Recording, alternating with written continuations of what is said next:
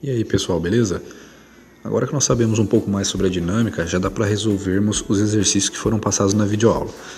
O primeiro exercício dizia o seguinte: qual a massa de um corpo que, partindo do repouso, atinge uma velocidade de 12 metros por segundo em 20 segundos, sabendo que a força aplicada nele tem módulo igual a 30 newtons? Bom, o exercício pede para que seja definida a massa do corpo, certo? E nos dá algumas informações. Sabemos então que a velocidade do corpo é de 12 metros por segundo após 20 segundos, ou seja, a sua velocidade final é igual a 12 metros por segundo. O tempo decorrido é de 20 segundos e a força é de 30 newtons. A velocidade inicial é zero, pois o corpo partiu do repouso, ou seja, ele estava parado. Se substituirmos os valores acima na fórmula da velocidade, dá para descobrir a aceleração do corpo e, consequentemente, utilizando a fórmula da força, vamos descobrir a sua massa. Então vamos descobrir a aceleração. Utilizando a fórmula da velocidade, que é velocidade final igual a velocidade inicial mais a aceleração vezes o tempo, temos o seguinte: 12 é a velocidade final, que é igual a zero, a velocidade inicial, mais a aceleração, que ainda é desconhecida, vezes 20, que é o nosso tempo total. Então temos 12 é igual a 20 vezes a aceleração.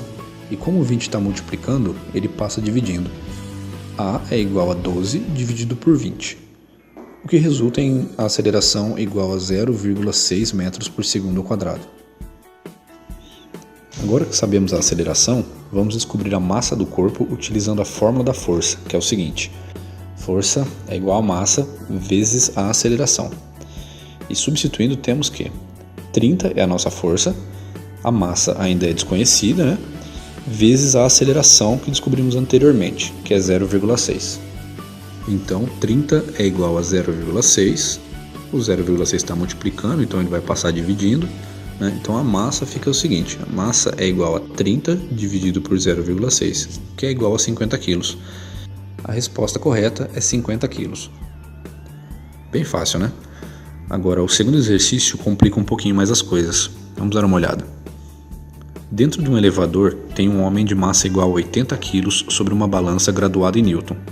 Depois de um tempo, o elevador começa a subir com aceleração de 0,5 metros por segundo quadrado. Determine a diferença percentual aproximada entre a marcação do peso do homem no elevador em repouso e em movimento. Então, galera, é o seguinte: no momento que o elevador está parado, a marcação da balança, que representa a força normal, é igual à força-peso. Tá, mas o que é a força normal? A força normal é uma força de contato, ou seja, é a força que evita que objetos sólidos atravessem uns aos outros. Por exemplo, se colocarmos uma caixa pesada em cima da mesa, a gravidade está puxando essa caixa para baixo, em sentido ao centro da Terra. Porém, a mesa está no caminho e ela exerce uma força nessa caixa, para evitar que a caixa atravesse a mesa e continue em direção ao solo. Caso o peso da caixa seja muito grande, ele pode vencer essa força normal e acabar quebrando a mesa. Mas como no exercício essas forças estão em equilíbrio, nada disso acontece. Mas como isso funciona afinal? Repare que quando parado, a massa de 80 kg, que é constantemente puxada pela gravidade para baixo, é igual à força normal. Elas se igualam. Então dizemos que peso é igual à força normal. Ou seja, a gente consegue calcular a força normal multiplicando a massa pela gravidade. Como já sabemos a massa e sabemos a gravidade, é só substituir na fórmula. A força normal é igual a 80, que é a massa, vezes 10, que é a gravidade, o que é igual a 800 newtons. E isso é calculado em newtons porque a balança está exibindo um valor em newton, é graduado em newton.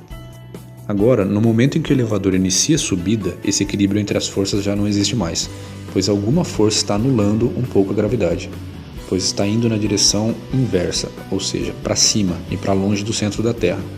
Essa força resultante será dada pela diferença entre a força normal e o peso. Logo, a força resultante é igual a massa vezes a aceleração, correto? Já a diferença entre força normal e força-peso é igual a massa vezes a aceleração, ou seja, N menos P igual a M vezes A. Então, passando o peso para o outro lado e mudando seu sinal de negativo para positivo, temos que a força N, ou seja, a força normal, ela é igual a massa vezes a aceleração mais a massa vezes a gravidade. E aqui, como nós temos duas vezes a massa, podemos colocá-la em evidência e calcular substituindo os valores já conhecidos. A força normal, então, é igual a massa vezes a aceleração mais a gravidade.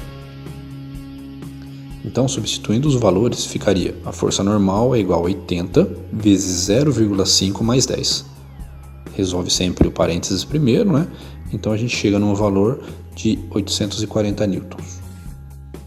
Agora sabemos que quando o elevador está parado, a nossa balança vai marcar que a pessoa pesa 800 newton e quando o elevador estiver subindo, vai marcar 840 newton. Então significa que a diferença percentual entre as marcações é calculada da seguinte forma. A diferença percentual é 840 newtons do elevador subindo menos 800 newtons do elevador parado dividido por 840 newtons. Isso tudo multiplicando por 100, o que resulta em 4,76%. A resposta do nosso exercício é 4,76%. Muito obrigado por assistir até aqui e até logo. Bons estudos!